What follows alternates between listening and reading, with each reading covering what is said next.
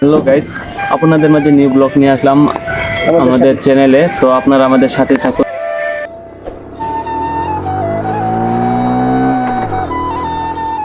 আমরা এখন চলে যাচ্ছি নারণতলা রুটে। আজকের আবহাওয়াটা খুব ভালো, আপনারা পরিবেশটা এনজয় করেন।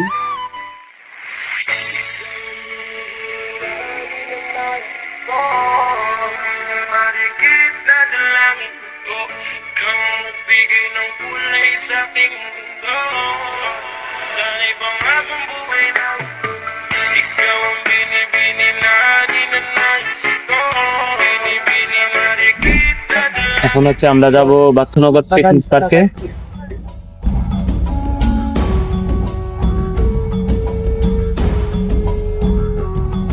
তো আমরা প্রায় পিকনিক স্পটের কাছাকাছি চলে আসছি।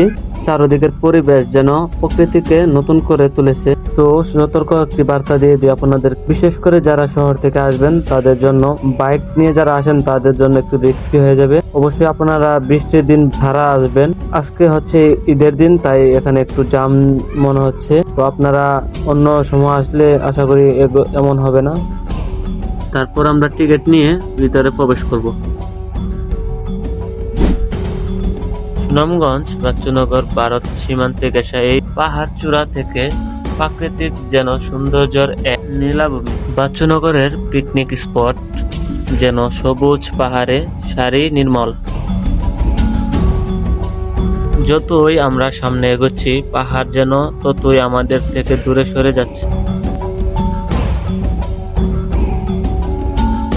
স্পটের নিচে রয়েছে অসংখ্য ছোট ছোট ফুড কর্নার। আপনারা চাইলে আপনাদের খাবারের চাহিদা মেটাতে পারেন। আগের তুলনায় পিকনিক স্পটটা অনেক সৌন্দর্য বৃদ্ধি পেয়েছে। আপনারা চাইলে আপনার ফ্যামিলি নিয়ে এখানে আসতে পারেন।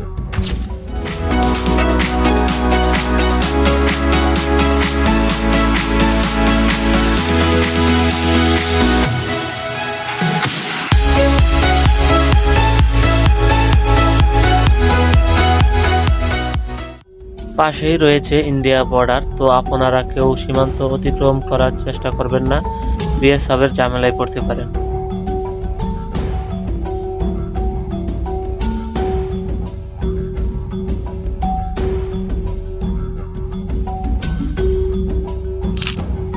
তো আমাদের ব্লগটি যদি আপনাদের কাছে ভালো লাগে তাহলে আমাদের চ্যানেলটি সাবস্ক্রাইব করে লাইক দিয়ে আমাদের পাশে থাকবেন।